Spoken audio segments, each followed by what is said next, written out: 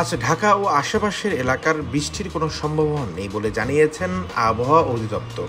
আজ বুধবার সকাল 7টা থেকে পরবর্তী 6 ঘন্টার জন্য ঢাকা ও আশেপাশের এলাকার আবহাওয়ারও পূর্বাভাসে এ তথ্য জানানো হয়েছে।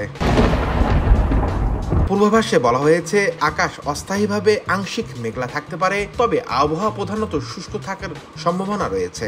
এছাড়া দক্ষিণ বা দক্ষিণ পূর্ব দিক থেকে ঘন্টায় 10 থেকে 15 কিলোমিটার বেগে বাতাস বয়ে যেতে পারে। সে সঙ্গে সামান্য বাড়তে পারে দিনের তাপমাত্রা।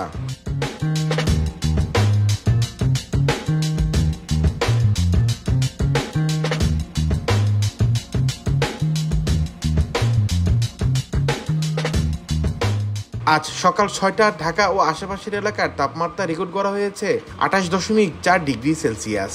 আজ ঢাকা বাতাসে আর্দ্রতা পরিমাণ করা হয়েছে 93%। এদিকে গতকাল মঙ্গলবার ঢাকা ও পার্শ্ববর্তী এলাকায় সর্বোচ্চ তাপমাত্রা রেকর্ড করা হয়েছে 34 ডিগ্রি সেলসিয়াস। আজকের সর্বনিম্ন তাপমাত্রা রেকর্ড করা হয়েছে 27.4 ডিগ্রি সেলসিয়াস। গতকাল ঢাকা ও পার্শ্ববর্তী এলাকার বৃষ্টিপাতের রেকর্ড করা হয়েছে 25 মিলিমিটার।